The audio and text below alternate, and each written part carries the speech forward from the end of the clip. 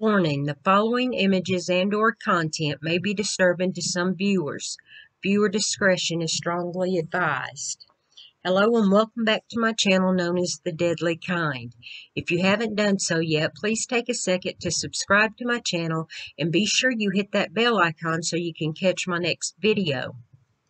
Today's story is going to be about Henry Lee Lucas, who was born in a one-room log cabin in Blacksburg, Virginia, to Anderson and Viola Lucas on August 23, 1936, making his zodiac sign Virgo. At the age of 10, Lucas and his brother got into a fight, causing Lucas to lose an eye after it had become infected. His mother was a prostitute and would make him watch as she performed sexual acts on her clients. Then she would make him cross-dress in public with the intention of pimping him out to men and women alike. Eventually, Lucas's school teachers complained about the cross-dressing and a court order had put a stop to it. Lucas lost his father in December 1949 to hypothermia. After going home from a binge drinking episode, Anderson Lucas collapsed outside during a blizzard. Shortly after his father dying, Lucas was in the 6th grade. He dropped out of school and ran away from home to drift around Virginia. Lucas claimed that he had killed a 17-year-old girl named Laura Burnsley by strangling her to death because she refused his sexual advances. This happened in 1951, but with most of his confessions, he later recanted that claim. Lucas was convicted on over a dozen counts of burglary in and around Richmond, Virginia on June 10, 1954, and was sentenced to 4 years in prison. He escaped in 1957, was recaptured 3 days later, and was subsequently released on September 2, 1959. In the latter part of 1959, Lucas decided to travel to Tecumseh, Michigan, where his half-sister named Opal lived. Lucas was engaged at this time and planned to marry a pen pal with whom he had correspondence with while he was incarcerated. When Lucas's mother visited him for Christmas, she didn't like who her son's fiancé was and insisted he move back to Blacksburg to take care of her as she grew older. He told his mother no, that he refused to be tied down to her because he had his own life to live, so they argued repeatedly. Their arguments had escalated on January the 11th, 1960, when, according to Lucas, his mother struck him over the head with the broom, and at that point he stabbed her in the neck. He said afterwards that all he remembered was slapping her alongside the neck and that she fell to the floor. He went outside to cool off, and when he came back in, he saw she was still on the floor, so he went over to help her up, and he realized that she was dead.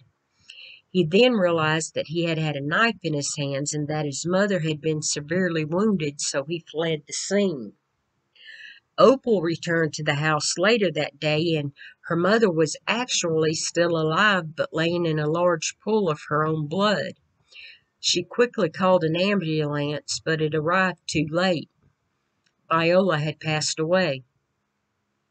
Lucas was arrested in Ohio for the outstanding warrant in Michigan. He claimed self-defense in the killing of his mother, but it was rejected, and he was sentenced to a 40-year prison term in Michigan for second-degree murder. After only 10 years, he was released because of overcrowding in the prison. Lucas went on to try and kidnap 3 schoolgirls, but he was caught, tried, and convicted, and then sentenced to 5 years in prison. While being incarcerated, he was writing letters back and forth to a family friend, which turned into a relationship. They married when he was released in 1975, but he left the marriage 2 years later after his stepdaughter accused him of sexually abusing her. Lucas began moving between various relatives, one of whom got him a job in West Virginia where he established a relationship, but it ended when his girlfriend's family confronted him about another abuse allegation. Lucas then found a friend in Otis Toole and settled down in Jacksonville, Florida. There, Lucas lived with Toole's parents and became close to his young niece, Frida Becky Powell, who had a mild learning disability and had escaped from a juvenile detention center. A period of stability followed for Lucas, with him working as a roofer, fixing neighbors' cars, and scavenging scrap metals. When Powell's mother and grandmother died in 1982, the authorities had Powell placed in a state shelter. Lucas convinced her to run away with him, and they lived on the road, making their way to California. An employer asked the two to move in with her mother, Kate Rich, who was a bedridden 82-year-old, and take care of her, but was quickly turned out for not doing their jobs and writing themselves checks out of Rich's bank account. While hitchhiking through Stoneburg, Texas, Powell and Lucas was picked up by a minister of a religious commune known as the House of Prayers. The minister thought the 15-year-old Powell and Lucas were husband and wife, so he found Lucas a job as a roofer and allowed them to stay in a small apartment on commune. Powell became contrary and homesick for Florida. When she turned up absent, Lucas claimed that she left at a truck stop in Bowie, Texas. In 1983, Lucas was arrested on charges of unlawful possession of a firearm by Texas Ranger Phil Ryan. Later, he confessed to the murders of Powell and Rich and led the police to their alleged remains. Although forensic evidence alone was inconclusive and the coroner stopped short of positively identifying either of them, Lucas's participation in the investigation would serve to boost his credibility in later confessions to other crimes. Lucas later denied involvement, but the consensus agrees he did murder Powell and Rich. In November of the same year, Lucas was transferred to a jail in Williamson County, Texas. Lucas reported that he tried to commit suicide after receiving rough treatment by the inmates.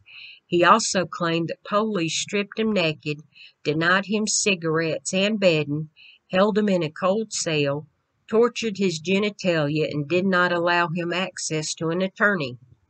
While in an interview with law enforcement, Lucas claimed 28 unsolved murders. With the information Lucas had on these murders, law enforcement took his words as being true. So James B. Adams, the director of Texas Department of Public Safety, established the Lucas Task Force. The Lucas Task Force officially cleared 213 previously unsolved murders as a result of Lucas's confessions. Lucas received privileged treatment that was extremely loose for someone supposedly thought to be a skilled mass murderer. He was frequently taken to restaurants and was rarely handcuffed, allowed to wander police stations and jails, and he even knew the codes for security doors. Later, it was determined that Lucas was given access to the files on the cases that he was confessing to, so determining his involvement became complicated. The most serious allegation against the Lucas Task Force is that they had let Lucas read files on unsolved crimes, which enabled him to come up with many convincing detailed confessions, which made it totally impossible to determine if he had been telling the truth about the large number of the murders. In 1983, Lucas claimed to have killed an unidentified young woman, later identified as Michelle Busha, along Interstate 90 in Minnesota. When questioned by police, he gave inconsistent details on the way he murdered the victim and was eliminated as a suspect. In 1984, he confessed to the murder of an unidentified girl, referred to at the time as Caledonia Jane Doe, who was discovered shot to death in a field at Caledonia, New York on November 10, 1979. Investigators, however, found insufficient evidence to support Lucas's confession. In early 2015, over 35 years later, Caledonia Jane Doe was identified through a DNA match as Tammy Alexander. Lucas is also believed to have falsely confessed to the 1980 slaying of Carol Cole in Louisiana. Cole was also unidentified until 2015. Lucas remained convicted of 11 homicides. He had been sentenced to death for one, a then unidentified woman dubbed as Orange Socks, whose body was found in Williamson County on Halloween 1979, despite a timesheet recording his presence at work in Jacksonville, Florida on that day. Lucas was granted a stay on his death sentence after it was discovered that details in his confession came from the case files which he had been given to read. The sentence was commuted to life imprisonment in 1998 by then George W. Bush. In 2019, Orange Socks was officially identified as Deborah Jackson, who was age 23 at the time of her death. Lucas's credibility was damaged by his lack of precision. He initially admitted to having killed 60 people, a number he then raised to over 100 victims, which the police accepted. But then he took the number to 600, and that led him to not being taken seriously. Police officers interviewed him for more than 3,000 murder cases, and at least 200 cases were attributed to him. He remained publicized as America's most prolific serial killer, despite denials such as flatly stating, "I am not a serial killer," in a letter to Arthur Shalady. Some still believe, nonetheless, that Lucas was responsible for a massive number of killings.